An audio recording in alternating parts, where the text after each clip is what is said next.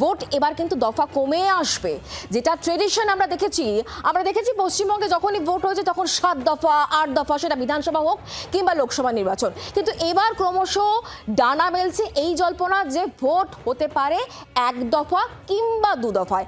আজকে যারা গিয়েছিলেন নির্বাচন কমিশনের সঙ্গে দেখা করতে, যে সমস্ত পলিটিক্যাল পার্টিগুলো, সেক্ষেত্রে বাম রয়েছে, কংগ্রেস রয়েছে, বিজেপি রয়েছে, প্রত্যেকের তরফ থেকে কিন্তু 1 বা 2 দফা ভোটের ক্ষেত্রে কিন্তু সওয়াল করা হয়েছে। আমি এক্ষেত্রেই জানার চেষ্টা করব অবশ্যই, তবে তার আগে বিরোধীরা যারা আজকে দেখা করেছে, একমাত্র তৃণমূল কংগ্রেস বাদ দিয়ে প্রত্যেকে কিন্তু দফা কমিয়ে আনার কথা বলেছে। তৃণমূল কংগ্রেস এই বিষয় নিয়ে কোনো কথা বলেনি। কে কি বলেছেন আসুন দেখাই। প্রথম একটা ফেজ কিংবা ম্যাক্সিমাম 2টো ফেজে নির্বাচন করান, এই যে 7-8খানা ধাপে নির্বাচন করার দরকার নেই, ঠিক না। 1 দফায় ভোট হওয়া উচিত, যেটা রুটিন কাজ বললেন। খুব বেশি হলে 2 দফা, তার বেশি নয়, কারণ এই প্রশাসনিক আর এই মস্তান গুন্ডাকে দিয়ে করা হয়। আর বলে একেবারে কড়াভাবে করবো, আর তামান্না খুন হলো উপনির্বাচনে, আপনার সিও, আপনার ডিএম, এআরও, কেউ রিটার্নিং অফিসার আরও একটা এফআইআর করেছে, খুন হয়ে গেল ভোটের দিনে গণনা চলতে। তাহলে কি করে হবে? শুধু ঘোষণা করলে হবে না। আমরা বলেছি আগে আমাদের প্রোটেকশন ক দফায় দিতে পারবেন বলুন। যদি 1 দফায় দিতে পারেন 1 দফায় করুন, যদি 2 দফায় করতে পারেন 2 দফায় করবেন, 3 দফায় করতে পারে 3 দফায় করবেন। It depends on you. কোনো দফার ব্যাপার নয়, ব্যাপারটা হচ্ছে প্রোটেকশানে। আমরা খুশি হব 1 দফায় হলে, কিন্তু আপনাকে অ্যাসিওর করতে হবে যে 1 দফার ভোট নিরপেক্ষ হবে। আপনি যদি বলেন 1 দফায় ভোট হবে, ভোট লুট হবে, আমরা কখনো রাজি নই।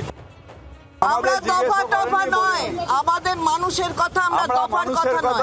ভারতীয় হয়ে আমাকে ভোট অধিকার দিতে হবে। বৈধ ভোটার আমি ভারতীয়, আমার ভোট অধিকার আছে।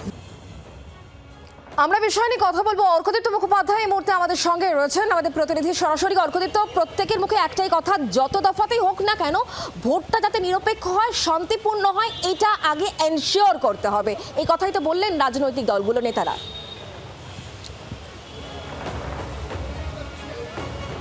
একেবারে দেখো, শান্তিপূর্ণ হিংসা মুক্ত ভোট, এটাই কিন্তু মূলত বলতে চেয়েছেন প্রত্যেকে। দেখো, আমরা অনেক দিন ধরেই আমাদের দর্শকদের দেখাচ্ছি এইবারের নির্বাচন কিন্তু 1 দফায় হওয়ার প্রবল সম্ভাবনা রয়েছে। যদি কোনো কারণে 1 দফা না হয়, সেক্ষেত্রে সেটা 2 দফায় হতে পারে। এই দাবিটাই কিন্তু মূলত রাজ্যের শাসক দল তৃণমূল কংগ্রেস ছাড়া বাকি সব রাজনৈতিক দলই কিন্তু এই দাবি রেখেছেন। 1 দফায় ভোট করা হোক, যদি কোনো কারণে সম্ভব না হয় সেক্ষেত্রে 2 দফায় ভোট করা হোক, তার বেশি যেন না হয়। দেখো, পুরো বিষয়টাই কিন্তু দাঁড়িয়ে রয়েছে এই এক দফায় হবে না 2 দফা হবে, কয় দফায় ভোট হবে, পুরো বিষয়টাই দাঁড়িয়ে রয়েছে সেন্ট্রাল ফোর্স কত কোম্পানি আসে, এবং অবশ্যই রাজ্য প্রশাসন পুলিশ প্রশাসনের তরফ থেকে কত পুলিশ দেওয়া হয়, সব কিছুর উপরে ডিপেন্ড করছে। তবে এই রাজনৈতিক দলগুলো একটা বিষয় পরিষ্কার করে দিয়েছে যে আগে অভিযোগ উঠেছে, একাধিকবার এই অভিযোগ উঠেছে যে পোস্ট পোল ভায়োলেন্স বা ডিউরিং পোল সেই সময় যে ভায়োলেন্স দেখা গেছে, সেগুলো যাতে না হয়, শান্তিপূর্ণ ভোটের দাবি করেছে। একদমই অর্কদীপ্ত, তুমি আমাদের সঙ্গে থাকো প্রিয়। আমি এই ক্ষেত্রে এই প্রশ্নটাও করতে চাইবো, একটু টেকনিক্যাল প্রশ্ন। সেটা হচ্ছে, যদি আমি বেশি দফাতে ভোট করতে চাই, সেটা কি টেকনিক্যালি সম্ভব? কারণ আমাদের হাতে তো সময় নেই, 7 তারিখ 7ই মের মধ্যে সবটা করতে হবে। সময় সত্যি কম। যদি 7-8 দফায় অন্যান্যবার যেমন হয়েছে তেমন ভোট করার চেষ্টা হয়, তাহলে সত্যি সেই সময়টা নেই, কোনো সন্দেহ নেই। তবে ভোটের দফার সঙ্গে কিন্তু বিশেষ করে বাংলায় রাজনীতি ওতপ্রোতভাবে জড়িয়ে রয়েছে। কারণ এই ভোট হিংসা 7-8 দফা হওয়ার কারণই ছিল রাজ্যের শাসক শিবির তৃণমূলের বিরুদ্ধে বিরোধীদের তুমুল অভিযোগ যে এ রাজ্যে এমন জঙ্গলরাজ, আইন শৃঙ্খলার এমন দশা, 1-2 দফায় ভোট করা সম্ভব নয়। এবার সেই বিরোধীরাই কমিশনে গিয়ে বলে আসছে 1-2 দফায় ভোট করো। তাহলে এটা তৃণমূলের কাছে পাল্টা কোনো গ্রাউন্ড হয়ে যেতে পারে। তাহলে কি রাজ্যে আইন শৃঙ্খলা পরিস্থিতির ব্যাপক উন্নতি হয়েছে? জঙ্গল রাজা নেই। হ্যাঁ, প্রতিবাবু আপনি কি বলবেন? তাহলে জঙ্গল রাজ নেই, সমস্ত বিরোধীরা একযোগে একই কথা বলছে 1-2 দফায় ভোট হোক। দেখুন, জঙ্গল রাজের প্রশ্নের থেকে বড় কথা যে রাষ্ট্রপতি শাসন যাতে জারি না হয়, এইটা কিন্তু সমস্ত বিরোধী দলগুলো চাইছে বলেই তারা এই দফার কথা বলছে। তার কারণ, দফা বাড়াতে গেলে আপনাকে রাষ্ট্রপতি শাসন জারি করতে হবে।